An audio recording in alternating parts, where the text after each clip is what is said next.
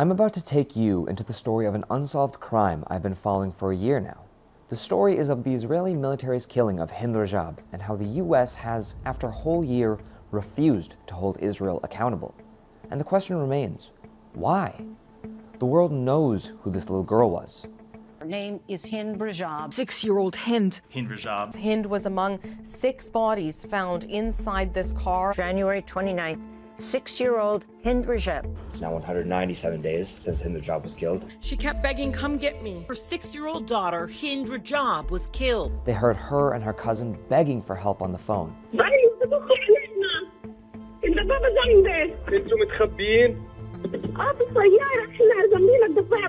After those 2 girls witnessed their family get killed right in front of them. Student protesters named campus buildings in honor of her. Macklemore wrote a song inspired by her. The reason Hind Rajab's case matters so much is that she is one of the most well-known victims of Israel's genocidal campaign in Gaza. Meaning, if there's any chance of the US holding Israel accountable for what seems like completely evident war crimes, you'd think it might start with the case of a little girl millions of people know about. And so, if after a year we cannot get a single actual update from the US and Israel on what's being done in response to this killing, one that doesn't immediately crumble after being even slightly interrogated, what can we expect about the thousands and thousands of other kids Israel has killed in Gaza? The story of Hind Rajab is a story of a horrific killing. It's also the story of how the United States treats Israel with total, complete, unparalleled impunity. Let me explain what I'm talking about.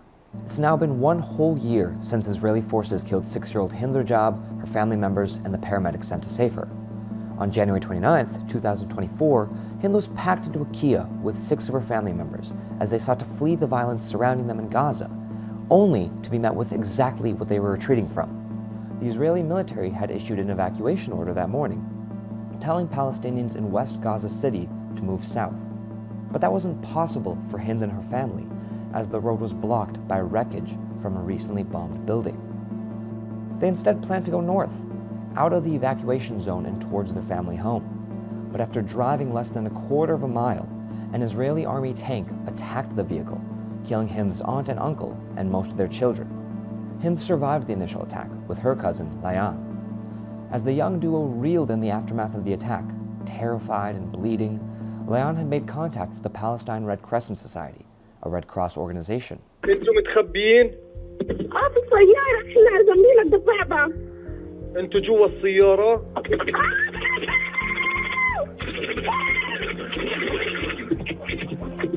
Hello? The Red Crescent called back. Hind answered. Layan had been killed. ميتين؟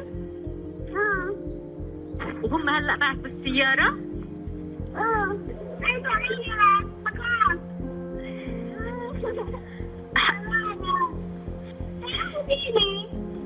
حبيبتي والله لو بإيدي رأيكي. The Red Crescent told the Gaza Ministry of Health and Israeli authorities about the situation, about Hind, and where she was. After Israeli forces gave them the okay, the Red Crescent then sent 2 paramedics, Ahmed Al-Madoun and Youssef Zeteo, in an ambulance to save little Hind as she desperately begged for help, again, surrounded by the bodies of her family who were killed in front of her. As they approached, they told dispatchers that a green laser was pointed in front of them. And, just as with Layan, catastrophe was heard before the line went silent. خليك معي شايف السيارة أنت؟ مش شايف مشغل السيرينا واللواح؟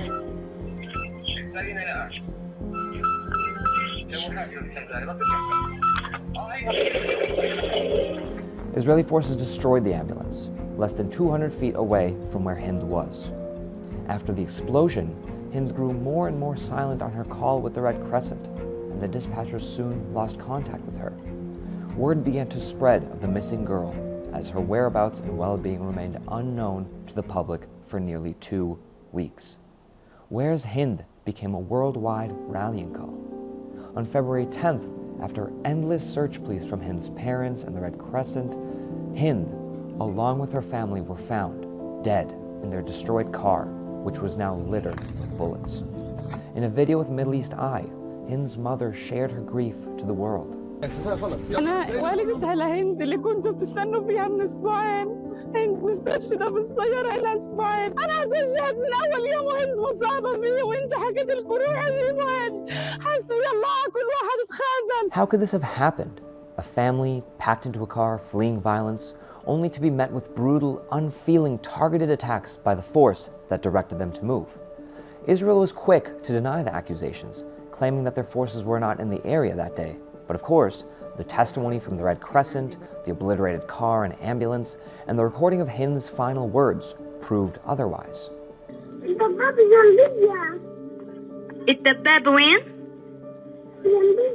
Over the past year, I and other reporters have pressed the US time and again on the killing. The Biden administration slightly evolved its messaging over time, but the consequent effect was the same: deflection and deference to Israel. In the early aftermath of the attack, I pointed out that the Israeli government had plenty of material for investigation, if they were serious about carrying it out.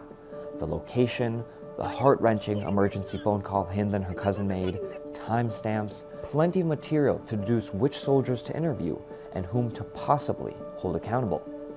And yet a year has passed. First, the US feigned concern for Hind and said they expected a timely resolution. We are devastated about the reports of the death of Hind Rajab. We have asked the Israeli authorities to investigate this incident on an urgent basis. We understand that they are doing so. We expect to see those results on a timely fashion. But quickly, that urgency faded. Any updates on Hind Rajab's, the investigation and the killing of Hind Rajab's family and the paramedics sent to save her? I don't have an update. My understanding is that the investigation is ongoing. Investigations in some cases take time. Is there an update on the investigation into that attack? I don't have anyone. I'm happy to go back and get you the latest. Okay. They deferred to Israel to investigate itself for murder. The government of Israel has said that they are conducting. You should go to them for questions about what they may or may not be doing. This investigation is still ongoing, and I will leave it to them to speak to the details of it. All I can tell you is what they've told us. When confronted with facts and reporting from top-tier news outlets, they resisted the facts. I'm not on the ground. I can't offer any kind of assessment about this. I can't speak on behalf of either the Israelis or the NGOs about what is true and what isn't. So I think there is an underlying factual dispute that I can't speak to. And ultimately, their defense crumbled under scrutiny. In June, the US said that Israel told them they tried reaching out to bodies like the Palestine Red Crescent for the investigation, but that they didn't respond. What they told us is that they went to the UN organizations, they went to the Palestinian Red Crescent, they asked for information that they could use to further an investigation, and no one provided them with any information. I asked if the US fact-checked the Israeli government's claim. The answer was no. Will you move to verify those claims? It is not for us to do it. So I went ahead and fact-checked for them. The Red Crescent refuted the Israeli claim, telling me they never received such outreach by the Israeli government. As I've asked about the apparent lie repeatedly, the US State Department has just chalked it up as a dispute of facts, one they expressed no interest in clarifying themselves. And I know the Red Crescent has said something different. We're not in a position to ultimately adjudicate which bit of information is accurate and which is not. At the same time, as the US was busy backing Israel's illusion of investigation, independent investigators from UK-based research group Forensic Architecture discovered satellite imagery confirming that Israeli tanks were just meters away from Hind and her family's car on January 29th, the day they were killed, contrary to Israel's claims that they weren't in the area. When the Israeli military was asked about this, they denied. They said they were not present on the site, but we have satellite imagery from the day that shows this. The time of this satellite imagery is in fact very close to the first recording of a call between Hind's vehicle and the Red Crescent. In addition, through a ballistic analysis and examining the tank's distance from Hind's car, Forensic Architecture also found that it was, quote, not plausible, end quote, that Israeli forces could not have seen who they shot 335 bullets at. So either they knew they were shooting at children, or they just didn't care to look. The shooter would have had a clear vision of what it is that is shooting, that there are two kids in this car that they're shooting, and it would have known, right? So which is a war crime. When reporters asked about Forensic Architecture's conclusion, the State Department also absent-mindedly echoed Israel's claims that there were no tanks in the area. We went to the government of Israel and pressed them for information, and they told us that there were no IDF tanks operating in the area, no IDF forces operating in the area at the time of that attack. The claim that there were no tanks in the area was not just disproven by forensic architecture, but also the Washington Post and Sky News, as well as that original call we heard from Hind. هي جاية عليكي من قدام السيارة الدبابة؟ قريب كتير؟ Unfortunately, the Biden administration's response to Hind's killing was simply a larger reflection of a much broader, systematic disregard for Palestinian children. Over 17,400 children in Gaza have been killed by Israel since October 7th, not just with US weapons, but through starvation, disease, and more recently, trying to brave freezing temperatures. And still, when it came to helping those children, the most the Biden administration had to offer were disingenuous attempts to increase aid and months of empty ceasefire promises. My hope is by next Monday, we'll have a ceasefire. There must be an immediate ceasefire. That's why I've called for an immediate ceasefire. The president understands how important it is to get a ceasefire. The ceasefire proposal that we are trying to get done. Now is the time to get a hostage deal and a ceasefire deal done. When confronted about the mounting death toll of Palestinian children, the Biden administration responded the exact same way they did with Hind, feigning concern.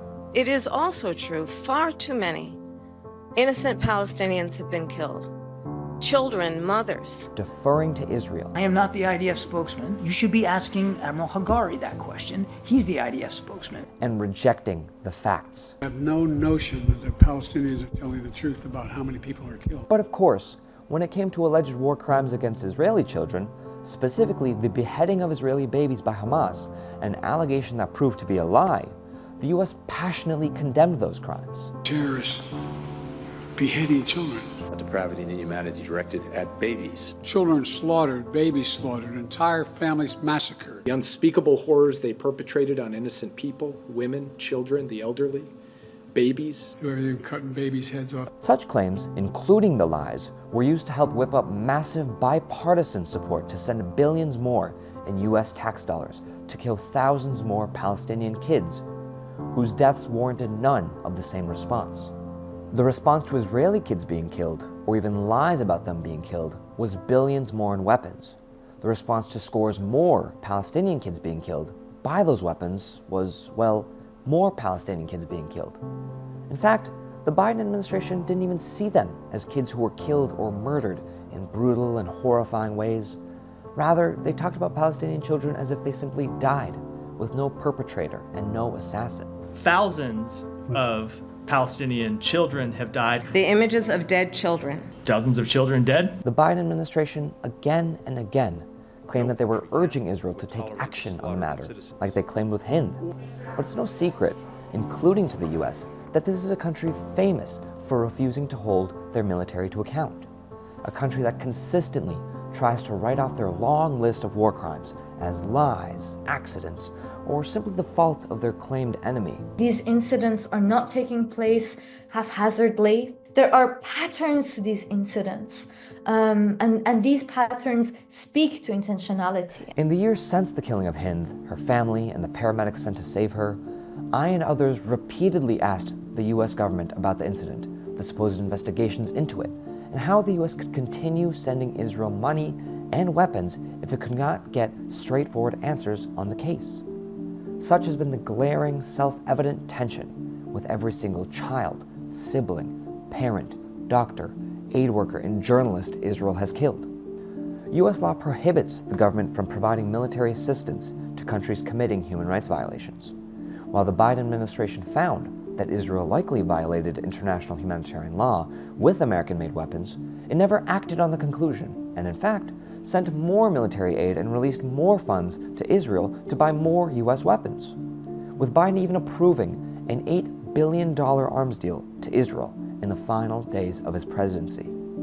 And that will be his legacy, a president committed to carrying out a decades-long US tradition, a tradition of disregard for Palestinian life, even the most innocent.